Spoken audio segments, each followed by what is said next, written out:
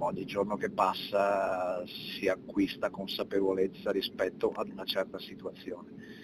Quindi è ovvio che la preoccupazione è tanta, le incognite rispetto alle indagini e al processo sono molte, legittime anche da parte dell'indagato ovviamente. Quindi diciamo è stato più un incontro funzionale a chiarire a lui quelli che saranno i prossimi passi che faremo. Primo incontro con il suo legale da quando è detenuto nel carcere veronese, sotto stretta sorveglianza sia per evitare il contatto con gli altri detenuti, sia per il timore che possa compiere gesti di autolesionismo. Per Riccardo Salvagno, il vigile quarantenne, presunto assassino di Sergiu Tarna. Intanto gli investigatori continuano a cercare l'arma del delitto, i bossoli con sopralluoghi anche tornando sul luogo del delitto con metal detector e non solo, e il complice di Salvagno ancora irreperibile. Quel che è certo è che ci fosse un'altra persona con lui, ma non è sicuro che si tratti dell'albanese, l'unico che manca l'appello nella cerchia delle frequentazioni del quarantenne arrestato.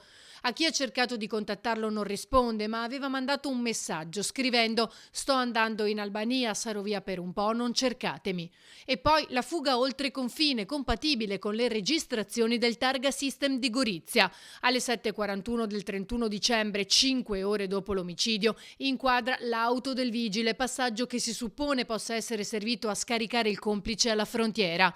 Potrebbe essere passato attraverso il Friuli con ultime segnalazioni a Gorizia prima di arrivare in Slovenia o in Spagna.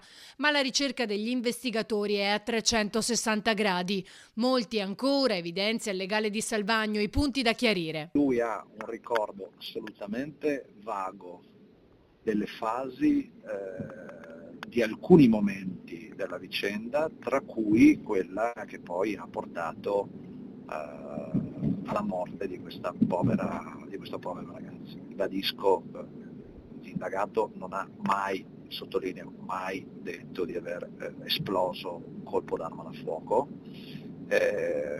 quindi le ragioni dell'incontro, alcune indicazioni che ho ricevuto su cui bisognerà lavorare. Alcuni dettagli però li avrebbe forniti. Lui ha fornito dei dettagli rispetto al rinvenimento dell'autovettura che mi dicono ecco, essere stata trovata, ha fornito indicazioni rispetto al luogo di possibile ritrovamento dell'arma, quello è un po' più complicato secondo me.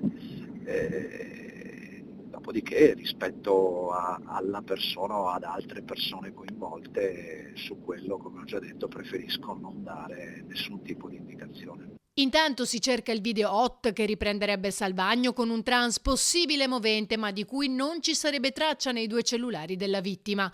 L'attesa ora è nel nuovo interrogatorio che potrebbe essere fissato in settimana. Era stata ventilata la possibilità di un nuovo interrogatorio che al momento, ad oggi, non è stato ancora fissato.